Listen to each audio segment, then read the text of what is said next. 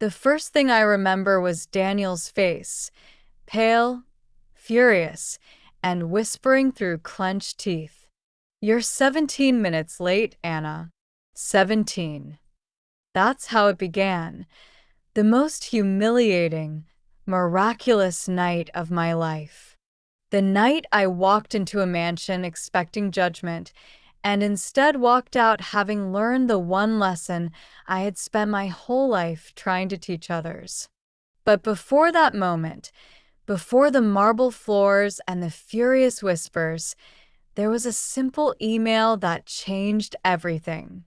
It arrived on a gray Wednesday afternoon while I was finishing up paperwork at the nonprofit where I worked. The subject line read, "Formal dinner invitation. Attendance required." For a second, I thought it was spam. But then I saw the sender, Huxley and Reeves, attorneys at law. I remember staring at it, the hum of the office fading into silence. The email wasn't just an invitation, it was a summons. A single, cold paragraph said that Mrs. Margaret Huxley, Daniel's mother, requests the presence of her son and his companion, Ms. Anna Walker, for a formal dinner at her private residence. No RSVP. No warmth. Just a command from a woman whose approval could apparently decide the fate of my relationship. Daniel had warned me. "My mother doesn't do casual," he'd said. "With her, everything's a test." He said it like a man who had spent his life walking through invisible minefields, terrified of setting one off. That night, over takeout and lukewarm coffee, he handed me a printed list, actual rules for surviving the dinner. Don't talk about your job at the nonprofit. She thinks charity is for people who fail in business. Don't mention your parents. They're too ordinary. Stick to neutral topics, art, history, maybe economics. Be exactly on time, not early, not late. Wear the navy dress I bought you. And the scarf. Always the scarf.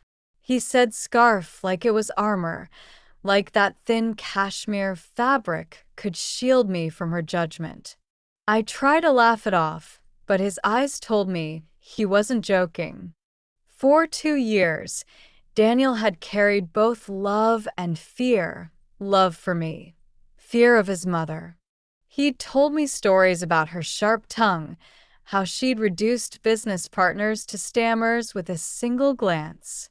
"She doesn't just judge character," he said. "She dissects it."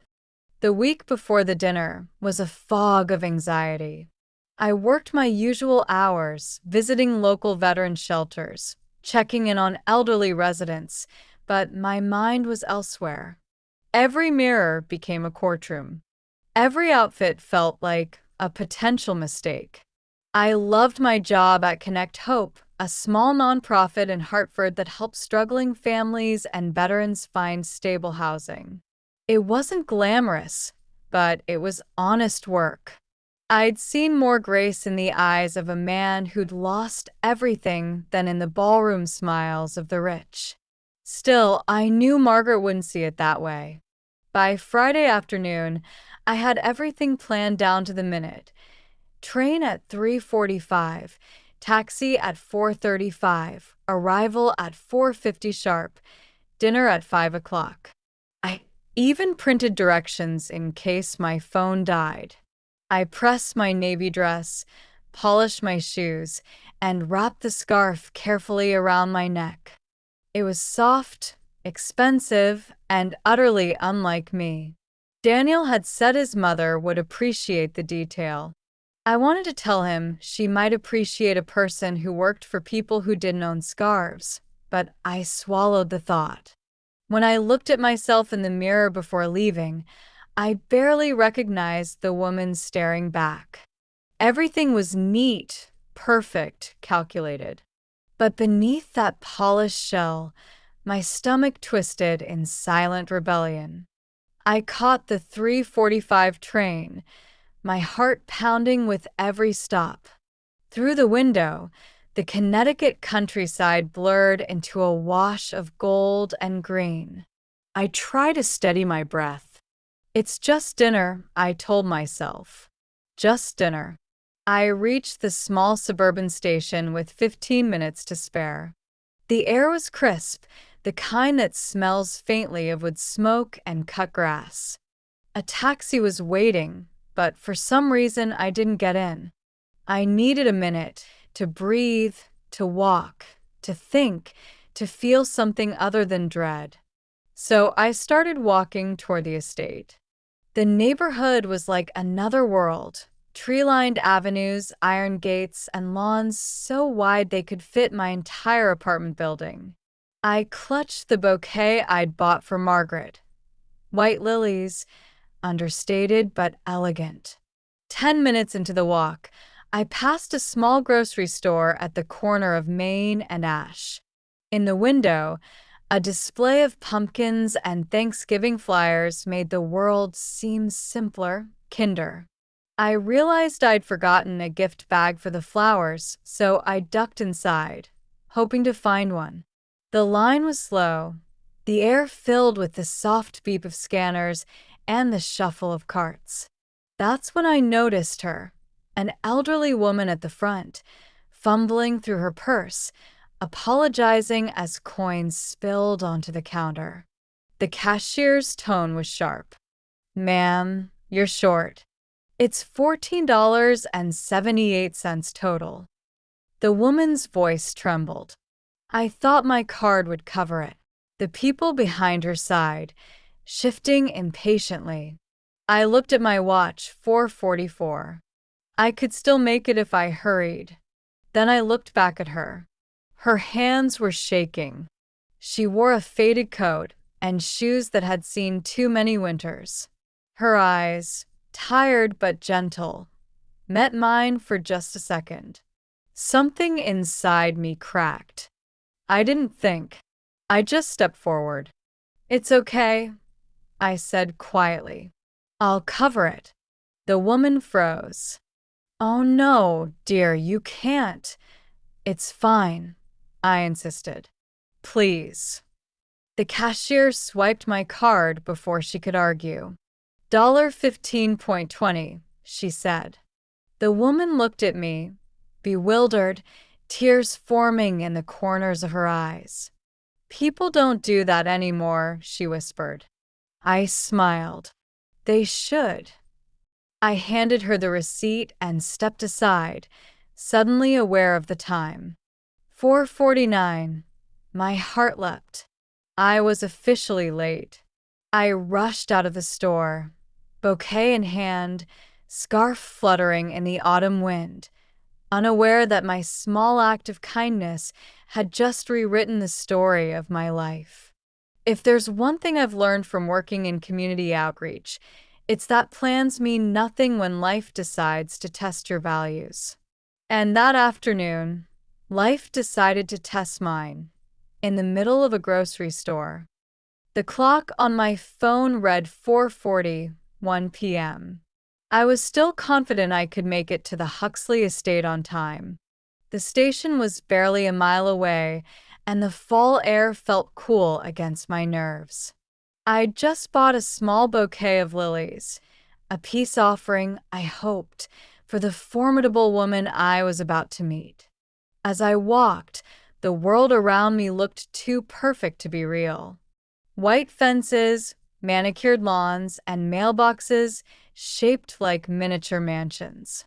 Even the breeze smelled expensive. But under the calm surface, my thoughts churned like a storm. Every sentence Daniel had said that week replayed in my head. She hates tardiness. Never talk about charity. Everything's a test. I kept repeating those rules like prayer beads, hoping they'd protect me.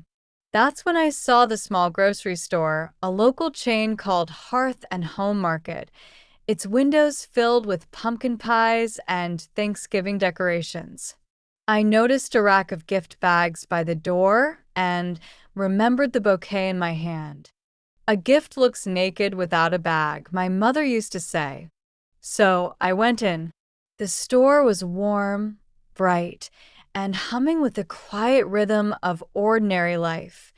Cartwheels squeaking, registers beeping, a radio playing a soft country song. It was a world away from the marble halls I was about to step into. I found a simple silver gift bag, paid, and was about to leave when I heard a voice ahead of me, soft, apologetic, and trembling. "I'm sorry, dear. I thought my card would go through." At the checkout counter, an elderly woman stood clutching a few grocery items: milk, bread, apples, a small frozen turkey. The cashier's expression was tight, rehearsed in impatience. "Ma'am, it's $147.86, he said flatly. "You're short." The woman opened her worn wallet again, fingers shaking. She glanced around, embarrassed, whispering, I can put something back." The line behind her shifted, murmuring. Someone sighed loudly. I froze. My pulse quickened, not from judgment, but recognition. I'd seen this scene too many times at work, the quiet desperation of someone choosing between pride and hunger. My instincts screamed to help, but Daniel's voice cut through like a blade. "Don't be late. Don't look weak. She'll never forgive it." I glanced at my phone, 4:46. I had 14 minutes. 14 minutes to protect my future or my humanity. My hand tightened on the bouquet.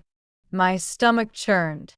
I could feel the old reflex, compassion, wrestling with the new one, fear of judgment. Then I looked at her face. Not the trembling hands, not the worn coat, her eyes. Clear, faded blue, like the sky before dusk. There was quiet dignity there. She wasn't begging. She was just tired of being unseen. That did it. I stepped forward. "It's okay," I said softly, pulling out my card. "I'll cover it." The cashier blinked, surprised. The woman gasped. "No, no, dear. I can't let you." "It's fine," I said, smiling. "We all need a hand sometimes." The cashier shrugged, swiped the card, and said, "Approved. $150.12. The woman turned toward me, her voice breaking. "You don't even know me." "I don't need to," I said. She reached out and squeezed my hand. Her skin was cool, her grip trembling.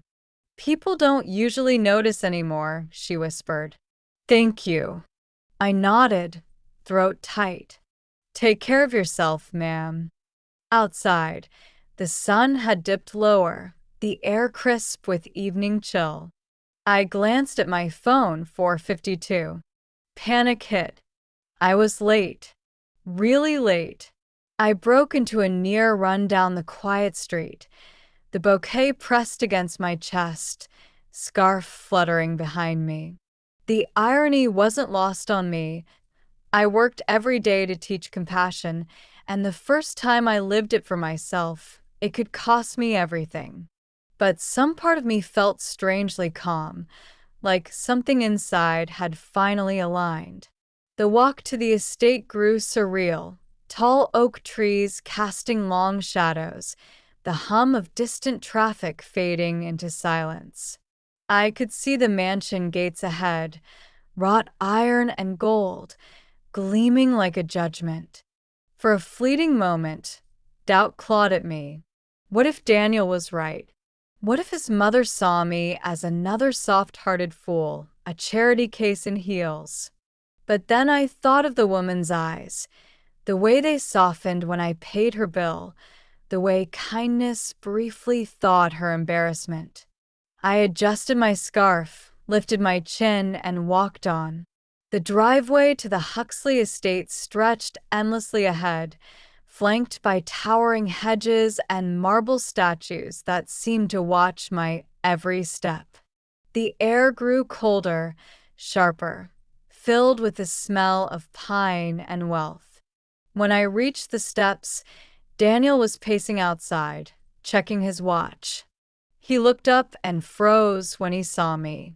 His expression shifted from relief to fury in an instant. Anna, what took you so long? I tried to catch my breath. I walked. There was a woman at the store. He cut me off. You're late. Do you have any idea what this means? I opened my mouth, but no words came out. My scarf slipped slightly from my shoulders as he looked me over, exasperated. You're flustered, he said. And where's the scarf I told you to wear? I blinked, confused, then realized I'd wrapped it around the old woman's shoulders outside the store when I left. I gave it away, I said quietly. She was cold. Daniel's face twisted. You gave away a $700 scarf to a stranger before meeting my mother? I felt the sting of his tone, but underneath it, I saw something else. Fear. Fear of disapproval. Fear of not measuring up. I'm sorry, I said softly. I just couldn't walk past her. He exhaled sharply, running a hand through his hair. You don't understand, Anna. My mother doesn't forgive mistakes. And you're walking in late, missing the one thing that made you look respectable. His words cut deep, but something in me resisted bending this time. If helping someone made me unrespectable, then maybe I was okay with that. I followed him up the steps, heart pounding, bouquet trembling slightly in my hand. The great oak doors loomed ahead, polished to perfection. As the butler opened them, I caught my reflection in the glass. No longer the perfect woman Daniel had trained for presentation, but someone who had chosen kindness over convenience. And somewhere deep down, I hoped that choice still meant something in this world. Daniel's fingers tightened around my wrist as the butler disappeared down the corridor, his voice low but sharp enough to cut. 17 minutes, Anna. Do you have any idea what you've done? The echo of his words bounced off the marble foyer, mingling with the soft tick of an antique clock somewhere deep in the house. I could smell polish, money, and fear, the kind that didn't come from danger, but from disappointing power. I told you she judges everything, Daniel hissed. The first impression is everything to her. You might as well have walked in barefoot. I opened my mouth to explain, but he didn't give me the chance. And where's the scarf? Don't tell me. I hesitated, clutching the bouquet closer. I gave it to someone who needed it more. His eyes widened as if I'd confessed to a crime. A stranger on the street? You're unbelievable. Daniel, I began carefully. She was freezing. I couldn't just. You could have thought for once. This isn't one of your charity cases, Anna. This is my mother. The word stung. Not just their cruelty, but the truth they revealed. Somewhere along the way, Daniel had stopped seeing kindness as strength. He saw it as weakness, something to hide, to apologize for. I looked at him, really looked, and saw the frightened boy behind the expensive suit, the man who'd spent his life trying to please someone who never smiled. I'm sorry, I said quietly, but if your mother can't forgive me for being late because I helped someone, then maybe this dinner says more about her than about me. He flinched. Don't say that, Anna.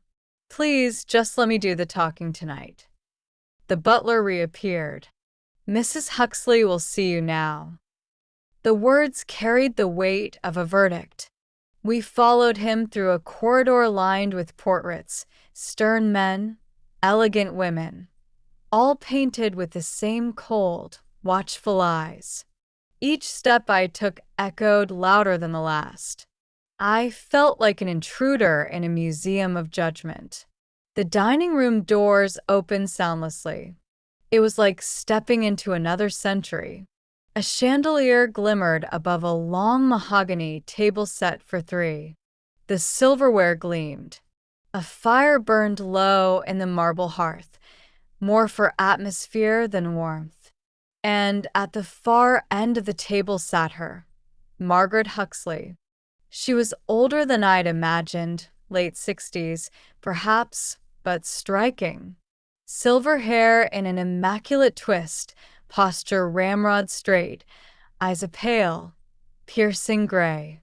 She looked carved from the same stone as the mansion itself. Her gaze flicked from Daniel to me, assessing, calculating. I expected cold disapproval, maybe a polite smile, but what I saw made my stomach drop, recognition. For a split second, her expression softened so quickly I almost thought I imagined it. But then she looked away, hiding something behind that perfect composure. "Mother," Daniel said, forcing cheerfulness. "This is Anna Walker." Mrs. Huxley nodded once, her voice calm but clipped. "Miss Walker, I've heard a great deal about you." Her tone made a great deal sound like an indictment. "Thank you for having me, Mrs. Huxley." My voice was steady, even though my hands weren't. "It's an honor." We sat. The butler poured wine, the kind that probably cost more than my monthly rent. I reached for my napkin and froze. There, resting across the back of Mrs. Huxley's chair, was something I recognized instantly, my scarf. The same navy cashmere scarf I'd given to the woman outside the grocery store an hour earlier. It couldn't be. My mind scrambled for logic. Maybe she'd bought the same one. Maybe it was coincidence. But no, the frayed corner, the small snag in the weave where it had caught on my bracelet, it was mine. I must have gone pale, because Daniel frowned at me. "Anna?" "I'm fine," I whispered, eyes still fixed on the scarf. Mrs. Huxley noticed my stare. Slowly, she adjusted the fabric around her shoulders, her lips curving in what almost looked like a smile. "Chilly night," she said casually. "Yes," I managed. "It is." Dinner began in silence, punctuated only by the soft clink of silverware and the butler's quiet footsteps. The food looked exquisite, roasted duck, delicate greens, but I couldn't taste a thing. Every sense was tangled in confusion. Had she been the woman at the store? The tremor in her hands, the same soft rasp in her voice. It all aligned, and yet it was impossible. Why would a millionaire pretend to be someone she wasn't? Margaret studied me over her glass, eyes unreadable. "Daniel tells me you work in community outreach." "Yes, ma'am," I said, careful to keep my voice even. "We help families in need, veterans mostly, people who've fallen through the cracks." "A noble cause," she said coolly. "Though I've always believed charity works best when people learn to help themselves." I smiled faintly. Sometimes they just need a little warmth to start with.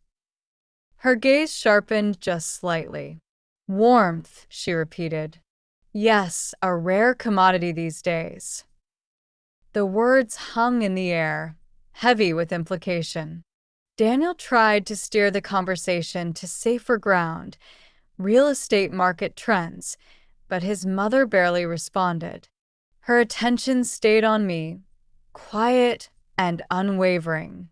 By dessert, My nerves were frayed. I'd never been so aware of my every word, every movement. The only thing keeping me grounded was that scarf, its soft folds resting like a secret between us. When the butler cleared the plates, Mrs. Huxley placed her hands on the table, her rings catching the light.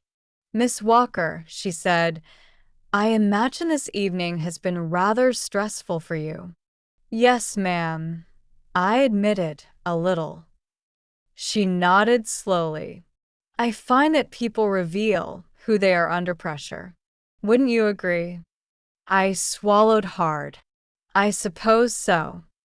Her eyes softened again, just a flicker, gone as quickly as it appeared. "Good, because tonight, my dear, is only the beginning." I didn't yet know what she meant, but the quiet way she said it chilled me more than any threat could. The moment Mrs. Huxley said, "Tonight is only the beginning," the chandelier's crystals caught the firelight and scattered it like broken glass. I could feel Daniel's tension radiating beside me, a constant vibration of fear that made even breathing feel like a mistake. The butler cleared the plates, and the click of silver on porcelain sounded like the closing of a courtroom door. Mrs. Huxley rose from her chair with slow precision, the scarf falling lightly across her shoulders. "Come," she said, motioning toward the adjoining parlor. "We'll take our coffee by the fire." Her tone made it clear it wasn't a suggestion. The parlor was magnificent, walls lined with oil paintings, shelves of leather-bound books, and a grand piano that looked untouched. The smell of polish and old money filled the air. She gestured for me to sit on the velvet sofa. Daniel perched stiffly beside me, hands folded like a reprimanded child. "I understand," she began. "You work for a charity organization." The word charity lingered in her mouth as if she were tasting something slightly sour. "Yes, ma'am," I said. "We help struggling families, mostly veterans." "Ah," she said, stirring her coffee slowly. "People who've made poor choices, I assume." I swallowed, keeping my tone polite. "Some have, others simply had bad luck." Her eyes met mine, sharp, intelligent, and oddly familiar. "And you think kindness can fix them?" "I think kindness is the only thing that ever does," I said before I could stop myself. Daniel's heel pressed discreetly against mine, a warning, but Mrs. Huxley merely smiled faintly, almost to herself. "You're idealistic," she murmured. "Idealism is dangerous in this family." The fire popped, sending a spark up the chimney. I studied her face in the light. The resemblance to the woman in the grocery store was undeniable now. The delicate hands, the faint tremor, the same softness behind the steel. Every instinct screamed that it was her.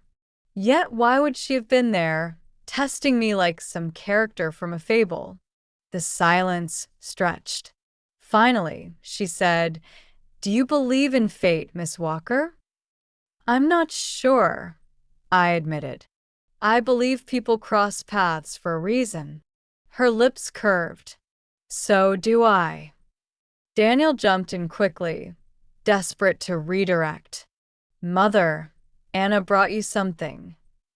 He snatched the bouquet from the side table and handed it to her like a peace offering. "White lilies, your favorite." Mrs. Huxley accepted them with a nod, then set them down without smelling them. "Lovely," she said absently. "Daniel, dear, would you fetch another bottle of wine? The cellar door is just off the hall." He hesitated. "Mother, that wasn't a request," she said, eyes never leaving me. When he left, the room felt suddenly smaller. The fire hissed softly. She turned toward me fully, folding her hands in her lap. "Tell me, Anna," she said, voice quiet but commanding. "What did you do on your way here?" My heart stuttered. "Excuse me? You stopped somewhere." Her gaze didn't waver. "A store, perhaps?" My pulse quickened. I did. I needed a gift bag. And she pressed gently, like a surgeon asking for truth. I hesitated. There was no reason to lie, yet something in her tone warned that this was a trap. "There was an elderly woman," I said finally. "She couldn't pay for her groceries, so I helped her." Mrs. Huxley's eyes softened. "Helped her," she repeated. "You mean you paid?" "Yes, $150. She nodded slowly, the faintest flicker of satisfaction crossing her face. "That's a great deal of money for a stranger." "It didn't feel like a choice," I said quietly. "Most good deeds don't," she replied. The door opened. Daniel returned, a bottle trembling slightly in his grip. "Here it is," he said, forcing a smile. Mrs. Huxley stood. "Thank you, dear. Pour for us, will you?" As he bent to the task, she turned back to me. "Anna, do you know what I admire most in people?" I shook my head. "Consistency," she said. "The way someone behaves when no one important is watching." Daniel chuckled awkwardly. "Mother, I'm sure Anna—" "Quiet, Daniel," she said sharply. The air seemed to freeze. "You told me she was late." His face flushed. "Yes, but it wasn't. She wasn't late because she stopped to help a stranger." She finished for him, her gaze never leaving mine. "Did you tell her that part?" Daniel stared at her, confusion flooding his face. "How did you?" "I was there," she said simply. "I was the woman at the store." The room fell silent. I could hear only the soft crackle of the fire and the distant tick of the grandfather clock. Daniel blinked, uncomprehending. "What are you talking about?" She turned slightly, adjusting the scarf around her shoulders, the same navy scarf I'd given away hours earlier. "I wanted to see what kind of person my son was marrying. And now I know." I sat frozen, words tangled in my throat. Mrs. Huxley continued, her voice steady but laced with something almost tender. "You didn't know who I was, yet you gave what little you had without hesitation. You failed my son's test of punctuality, Miss Walker, but you passed mine." Daniel's mouth fell open. You set her up." "I observed," she corrected calmly. "And I learned more in 10 minutes than you've shown me in 35 years." He turned pale, lowering his gaze to the floor. Mrs. Huxley looked back at me. "Kindness is rare among the ambitious. Don't ever let anyone convince you it's weakness." Her words washed over me like warm light breaking through a storm. For the first time all evening, I felt seen, not as someone being judged, but as someone understood. "Thank you," I whispered. She smiled, a real one this time. "No, my dear. Thank you. Now, shall we have dinner properly?" I nodded, still trembling slightly, and followed her back toward the long table that gleamed like a mirror. Behind us, Daniel trailed in silence, the sound of his footsteps small and uncertain on the marble floor. The night had only begun, but I already sensed it would end very differently from how any of us had imagined. Daniel's knuckles whitened around his wine glass. He looked from his mother to me, speechless, as if his entire understanding of the evening had just collapsed. For a moment, none of us spoke. Only the faint crackle of the fire and the ticking of the grandfather clock filled the silence. Mrs. Huxley, no, Margaret, as I now thought of her, remained perfectly composed. She looked almost serene, her eyes glimmering with something between amusement and vindication. I wanted to see who my son was marrying, she said. And I wanted to see who you were when no one was watching. Daniel's jaw clenched. So you disguised yourself, you mother? That's insane. Margaret raised an eyebrow. Is it? I've spent my life surrounded by people who smile when I enter a room and gossip the moment I leave it. You can't imagine the masks I've seen, Daniel. So yes, I sometimes prefer to meet people when they believe I'm nobody at all. I sat frozen, every heartbeat loud in my ears. My scarf, my small, ordinary scarf, still draped across her shoulders like a crown.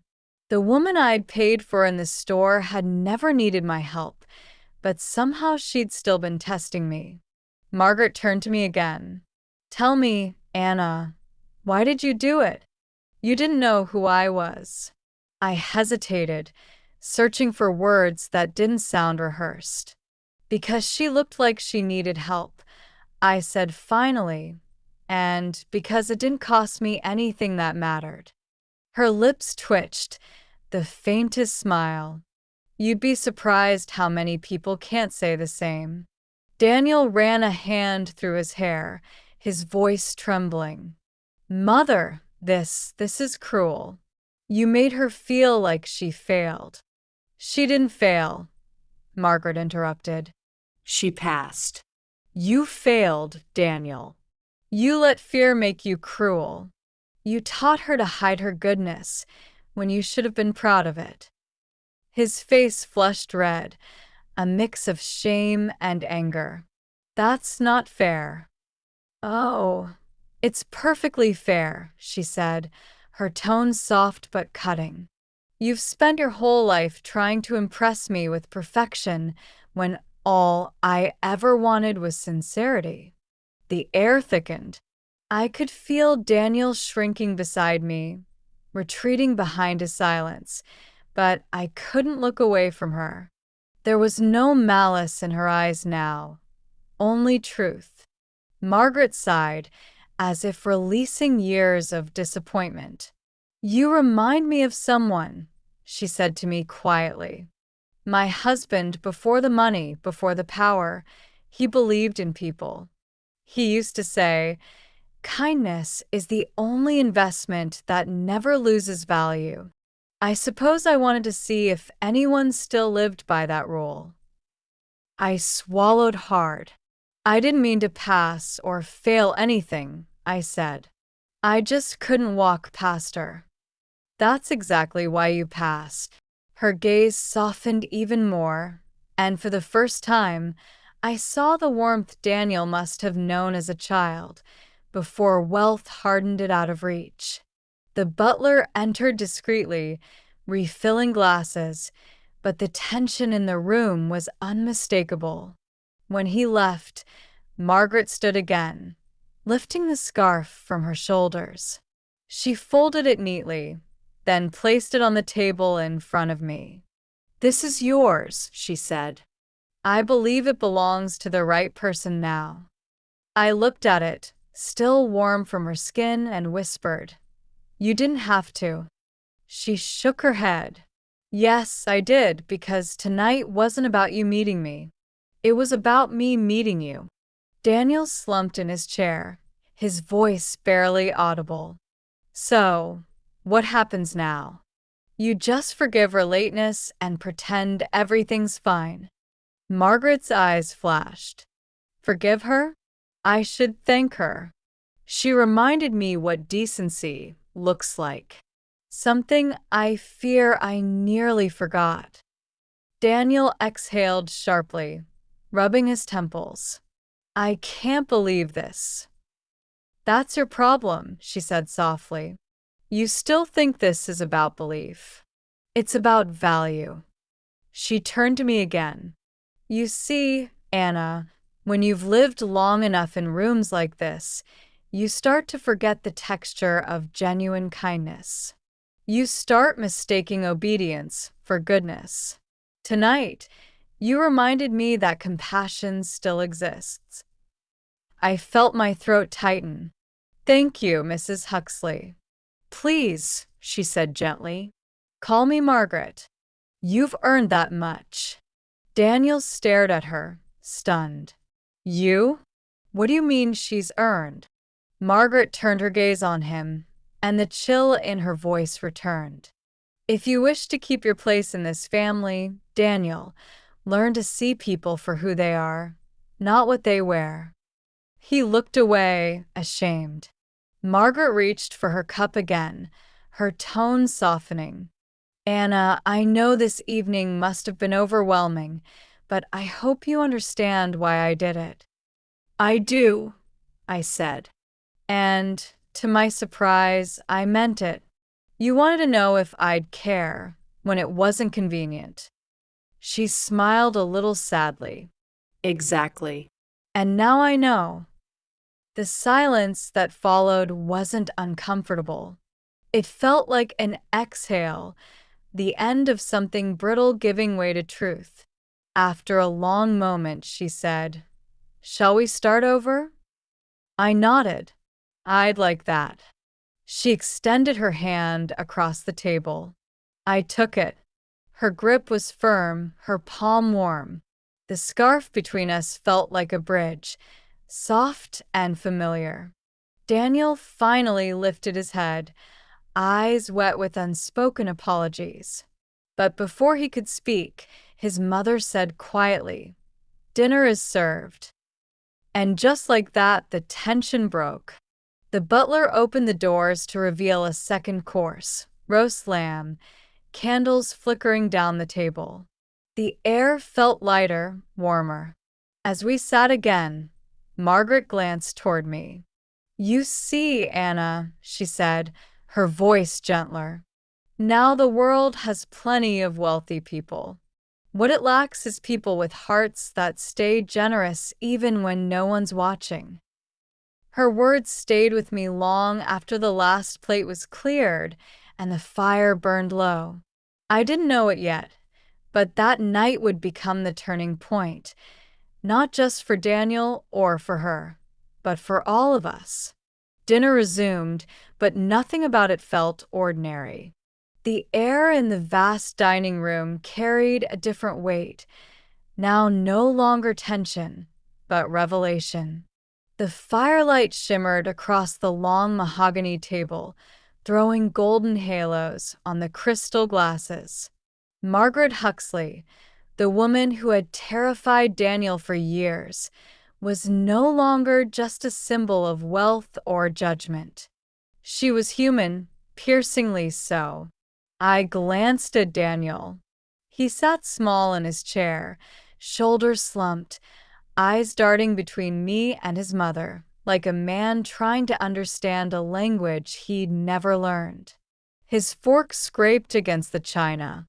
I can't believe this, he muttered, mostly to himself. Margaret didn't look up from her plate.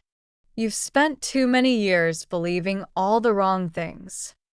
The butler cleared away the first course and replaced it with a small dish of lemon sorbet. The silence felt brittle, like glass under pressure.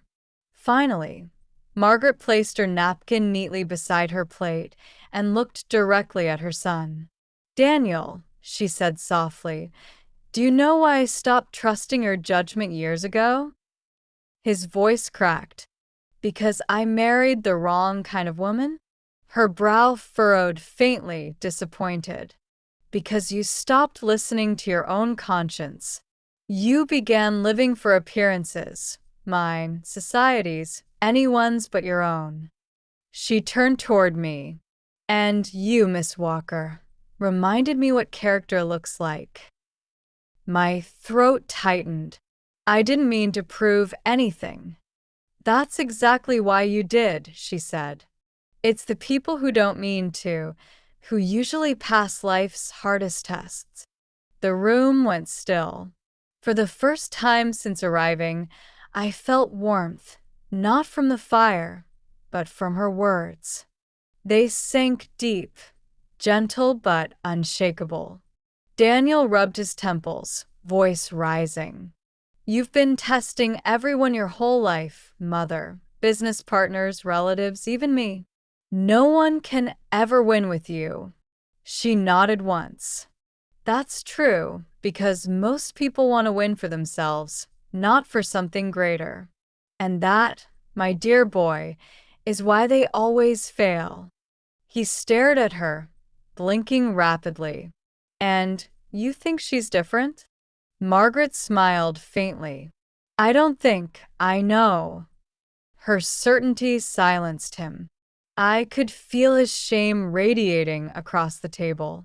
For years, Daniel had been shaped by this woman's shadow, bent by her expectations, crushed by her silence. Tonight, that shadow finally lifted. Margaret leaned back, her gaze softening. Do you remember what your father used to say? She asked. Daniel hesitated. That life is a competition? Her head tilted. No, she said. Power without empathy is bankruptcy of the soul. You inherited his ambition, but not his wisdom. A tear slipped down Daniel's cheek. He wiped it away quickly, but not fast enough. Margaret's tone gentled. Daniel, my tests were meant to break you. They were meant to wake you. The world won't remember your quarterly reports or dinner punctuality. It'll remember whether you were kind when it was inconvenient. He looked at her, then really looked, and for the first time that night, I saw the boy she had once loved before fear had replaced affection. Margaret turned to me again. Anna, tell me about your work, the one he told you not to mention. I hesitated. Daniel looked mortified. Mother, please. It's all right, I said softly. I work for Connect Hope. We help veterans, single parents, anyone who's struggling to get back on their feet. Sometimes that means delivering groceries. Sometimes it's just listening. Margaret nodded slowly, genuine interest lighting her eyes. And how do you fund this organization? We rely on donations, grants, volunteers, I said. Mostly people who believe that compassion isn't weakness. She smiled at that. How refreshing. Then, turning to Daniel, you see, my son, this is what strength looks like, the courage to care. Daniel's shoulders shook. His voice cracked. I was so afraid of disappointing you. I thought you wanted someone who'd fit your world. I wanted someone who'd change it, she said quietly. Her hand reached across the table and covered his. For the first time all evening, he didn't flinch. You've spent years chasing my approval, she continued. But approval is cheap. What I wanted was pride. He nodded faintly, eyes glistening. I understand now. She smiled sadly. Good. Then maybe you'll forgive me for how I've tested you all these years. He exhaled shakily. If you can forgive me for how easily I failed them. There was silence, long, heavy, and strangely peaceful. Margaret leaned back, her expression soft but resolute. You both remind me that it's never too late to choose the right measure of worth. The butler refilled her glass. She didn't touch it. Instead, she looked at me again. Anna, I hope you never change. The world doesn't need more perfect women. It needs women who still believe that kindness matters. I swallowed hard. Thank you, ma'am. That's the kindest thing anyone's ever said to me. Daniel looked at me then, a different look, one of awe and guilt and gratitude all tangled together. He whispered, I'm sorry. I reached across the table, gently touching his hand. So am I. Margaret rose, placing her napkin beside her plate. Well, she said lightly, I think that's quite enough honesty for one evening. A faint, warm laughter rippled through the room, the kind that follows years of silence finally breaking. As we stood, she glanced at me one more time. Anna, she said, if you ever tire of nonprofit work, I could use someone like you in my foundation. It needs heart again. I smiled. Maybe someday. But I think the world still needs me where I am. Then stay, she said softly, and stay exactly as you are. She reached for her scarf, the one I'd given her, and placed it once more around her shoulders. Not all gifts are meant to be returned, she murmured, almost to herself. For the first time, Daniel smiled, small but real. You kept it. I did, she said, to remind me that wealth only matters when it's warm. That line would stay with me for the rest of my life. The weeks that followed felt like a quiet sunrise after a long, sleepless night. The world outside the Huxley mansion moved on, but something inside each of us had shifted forever. Daniel called his mother the next morning, not to argue, but to apologize. He told her he finally understood what she'd been trying to teach him all those years. She didn't say much in return, only that she hoped he'd start living by what he now claimed to understand.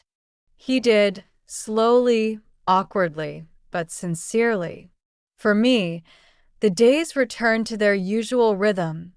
Early mornings at Connect Hope, meetings with donors, home visits to veterans and struggling families. But everything looked different. The faces I met each day seemed brighter somehow, their small victories more profound. Kindness had always been my work. Now it felt like my calling. A month later, Margaret asked me to lunch, just the two of us. We met at a quiet cafe near the city's old courthouse, far from the marble halls of her mansion. She wore no jewelry, no pearls, no scarf, only a soft gray sweater that made her look almost ordinary. I never thanked you properly, she said as soon as we sat. I smiled. You don't have to. I do, she insisted. You reminded me that kindness isn't supposed to be strategic. Somewhere along the way, I forgot that. She stirred her tea, thoughtful.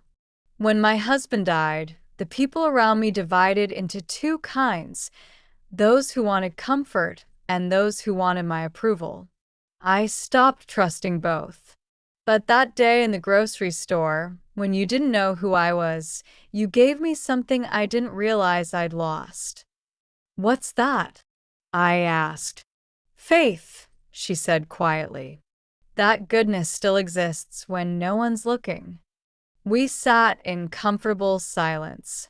Outside, a man helped his elderly father into a taxi. Margaret's eyes followed them and softened. Do you still have the scarf? I asked with a small smile. She nodded.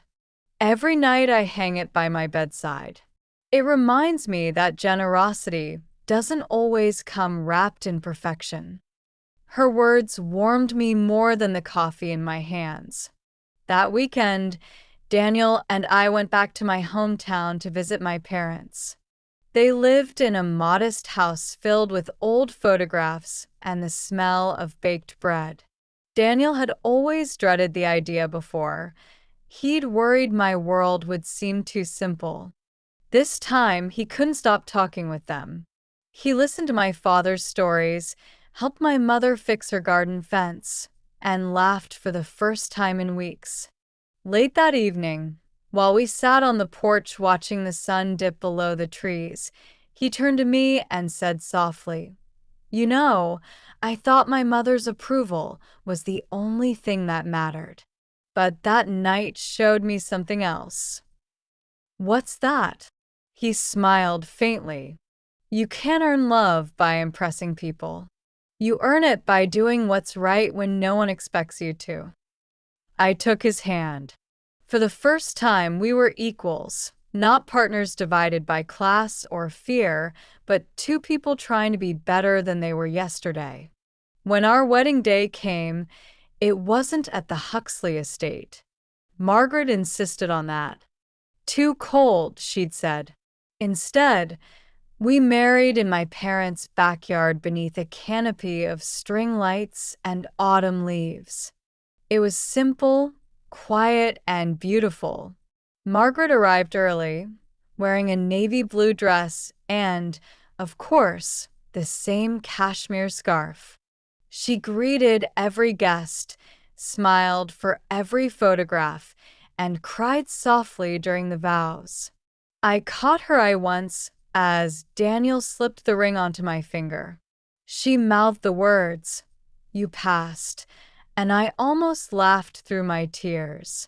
After the ceremony, she stood to give a toast.